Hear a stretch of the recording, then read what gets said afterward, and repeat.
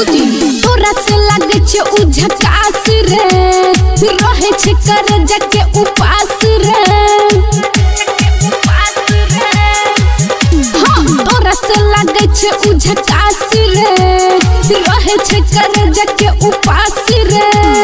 तोहर त अब हम बात न सुनबौ, पीछा किया पड़ल छरे। के छियो बोल लागे छौरी के छियो रे हमर यार छियै रे भतार छियै रे हमर प्यार छियै हमर जान छियै। के छियो बोल लागे छौरी के छियो। DJ Kamlesh DJ Kamlesh DJ Kamlesh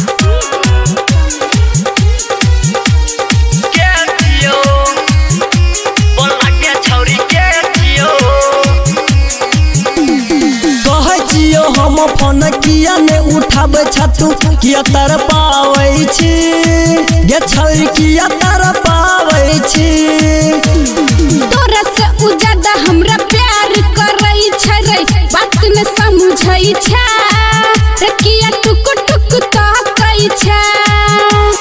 ओकरे से अब हम साथ रचेबै रे, सनुर भरेबै रे हम।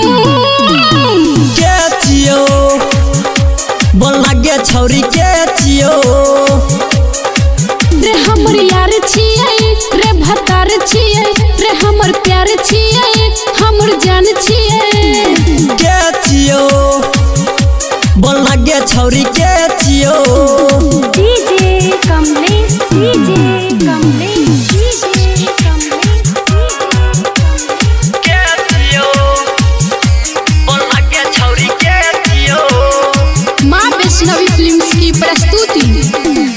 राइटर धर्मेंद्र धानु मानो तो न छौरी गे मार दे तो ओकरा गोली हे गे मार दे तो ओकरा गोली। बीज सुसी के जदी कुछ हो भजेतै, जियते जी मर जेबै रे हेरै, जियते जी मर जेबै। शंकर सजन तू एकरा समझाबो, पागल भ गेलै लागैया। के छियो बोल लागे छौरी के छियो रे हमर यार छियै रे भतार छियै रे हमर प्यार छियै हमर जान छियै। के छियो बोल लागे छौरी के छियो। हाँ तोरा से लागे छे उझकास रे, रहे छे कर जाके उपास रे। तोहर त अब हम बात न सुनबौ, पीछा किया पड़ल छरे। के छियो बोल लागे छौरी के छियो रे हमर यार छियै रे भतार छियै रे हमर प्यार छियै हमर जान छियै। के छियो बोल लागे छौरी के